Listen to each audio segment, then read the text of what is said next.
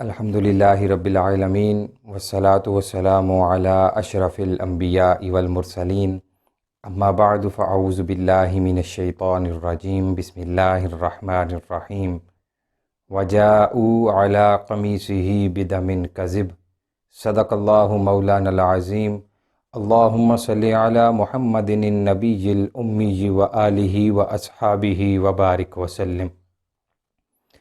معزز ناظرین کرام، السلام علیکم ورحمۃ اللہ وبرکاتہ۔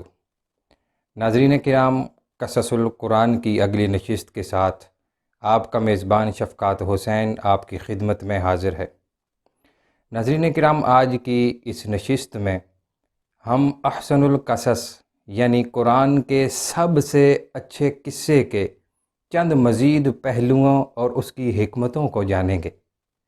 جیسا کہ قصہ سیدنا یوسف علیہ السلام کی گزشتہ نشستوں میں ہم جان چکے ہیں کہ سیدنا یوسف علیہ السلام اپنے تمام بھائیوں میں اپنے والد سیدنا یعقوب علیہ السلام کو سب سے زیادہ عزیز اور محبوب تھے، جس کی وجہ سے وہ آپ سے اتنا شدید حسد کرنے لگے کہ سیدنا یوسف علیہ السلام کو قتل کرنے یا کہیں دور چھوڑ آنے کا ارادہ بنا لیا، اور اپنے والد سے دھوکے سے اجازت مانگ کر سیدنا یوسف علیہ السلام کو جنگل میں ساتھ لے گئے، اور وہاں جا کر ایک اندھیرے کنویں میں سیدنا یوسف علیہ السلام کو پھینک دیا۔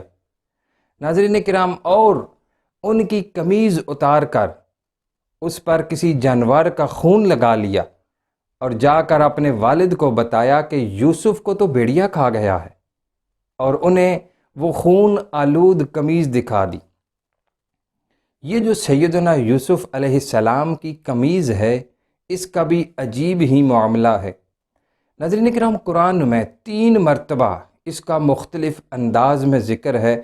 کبھی تو آپ کی قمیض پر جھوٹا خون لگا کر برادران یوسف بطور شہادت پیش کرتے ہیں۔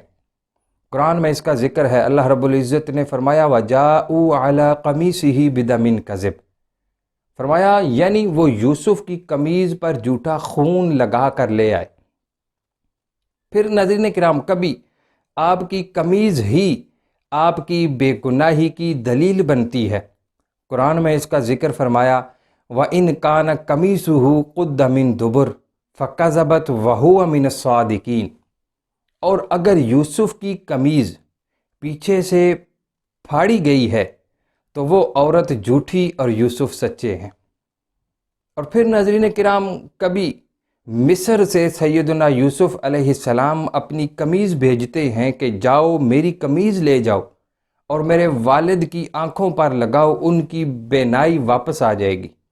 فرمایا اذهبوا بقمیصی ھذا فالقوہ علی وجہی ابی یأتی بصیرا، فرمایا میری یہ قمیض لے جاؤ اور میرے باپ کے چہرے پر ڈالو، ان کی بینائی لوٹ آئے گی۔ ناظرین کرام، یہ ایک نبی کے قرب میں موجود بے جان کپڑے میں اللہ سبحانہ و تعالی اتنی برکت پیدا فرما دیتا ہے کہ وہ اندھوں کی بینائی واپس لے آنے کا سبب بن جاتی ہے۔ ناظرین کرام، تفسیر مظہری میں قصہ یوسف کے ضمن میں ایک روایت یہ بھی نقل کی گئی ہے کہ برادران یوسف اپنے موقف کی مضبوطی کے لیے جنگل سے ایک بھیڑیا بھی پکڑ کر لائے کہ اس بھیڑیے نے یوسف کو کھایا ہے۔ ناظرین کرام، سیدنا یوسف علیہ السلام نے بھیڑیے سے مخاطب ہو کر فرمایا، کہا کہ تو نے میرے یوسف کو کھایا ہے، کیا تجھے میری ضعیفی اور یوسف کی معصومیت پر رحم نہیں آیا؟ اللہ نے اسی وقت بھیڑیے کو قوت گویائی عطا فرما دی، اور وہ اللہ کے نبی کی خدمت میں عرض کرنے لگا۔ وہ بھیڑیا اللہ کے نبی کی خدمت میں عرض کرنے لگا کہ اے اللہ کے نبی، آپ کے لخت جگر یوسف کو کھانا تو دور کی بات ہے، میں نے تو آج تک یوسف کو دیکھا بھی نہیں ہے۔ ناظرین کرام، جب سیدنا یوسف علیہ السلام ساری حقیقت جان گئے تو اپنی اولاد کو طعن و تشنیع کرنے کے بجائے پیغمبرانہ فراست اور دانائی سے فرمایا، میرے بیٹو قال بل سولت لکم انفسکم امرا۔ قرآن فرماتا ہے کہ آپ نے فرمایا تمہارے نفسوں نے تمہارے لیے یہ کام تمہیں اچھا دکھایا، فصبر جمیل واللہ المستعان علی ما تصفون۔ فرمایا میں تو اس پر صبر ہی کروں گا، اور جو تم بیان کرتے ہو اس پر اللہ سے ہی مدد مانگتا ہوں۔ ناظرین کرام، یہاں ایک بات تو یہ معلوم ہوئی کہ انسان کا نفس اتنا بڑا دشمن ہے کہ وہ اس کی برائی کو بھی اچھائیاں بنا کر اس کے سامنے پیش کرتا ہے، اور اسے غلطی کا احساس بھی نہیں ہونے دیتا۔ اور یہی وہ کیفیت ہے ناظرین کرام، یہی وہ کیفیت ہے کہ جس کی وجہ سے شیطان بنا تھا۔ اس نے بھی رب کی نافرمانی کی، اور پھر اس کے نفس نے اسے غلطی ماننے سے روک دیا، اور اس کا وہ فعل اسے اچھا بنا کر دکھایا۔ پھر وہ اس کے صحیح ہونے پر دلیلیں دینے لگا۔ جب اس نے اپنے اس قول پر، اس نے فعل پر صحیح ہونے پر دلیلیں دی، تو اللہ تبارک و تعالی نے اسے نکال دیا، اور وہ ہمیشہ کے لیے مردود ہو گیا۔ ناظرین کرام، بالکل اسی طرح انسان کا نفس بھی اسے دھوکے میں ڈالے رکھتا ہے، اور رب کی بارگاہ میں رجوع کرنے سے روکے رکھتا ہے۔ لہٰذا ناظرین کرام، جب کبھی کوئی غلطی، کوئی کوتاہی، کوئی نافرمانی ہو جائے، تو فوراً ہم نے کیا کرنا ہے؟ ہم نے اپنے رب کی بارگاہ میں معافی مانگ لینی ہے، ہم نے اپنے فعل پر شرمندہ ہو کر توبہ کر لینی ہے۔ ناظرین کرام، دوسری بات یہاں یہ معلوم ہوتی ہے کہ سیدنا یعقوب علیہ السلام اللہ کے نبی ہیں، اور وہ جانتے ہیں کہ ان کے بیٹوں نے ان کے محبوب بیٹے سیدنا یوسف علیہ السلام کے ساتھ سلوک کیا ہے۔ اس کے باوجود بھی وہ فرما رہے ہیں فصبر جمیل، میں صبر جمیل کروں گا۔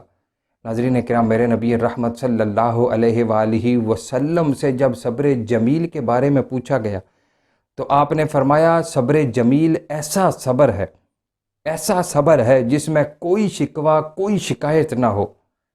ناظرین کرام، تو یہاں سبق یہ ملتا ہے ہمیں، ان آیات بینات سے ہمیں یہ سبق ملتا ہے کہ جس کا جتنا بڑا مقام ہوگا اس کا صبر بھی اتنا ہی زیادہ ہوگا۔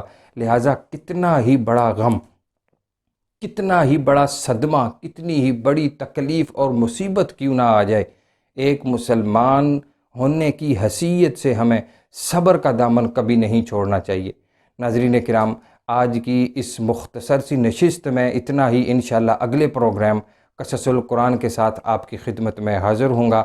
تب تک کے لیے اجازت دیجیے، اللہ حافظ۔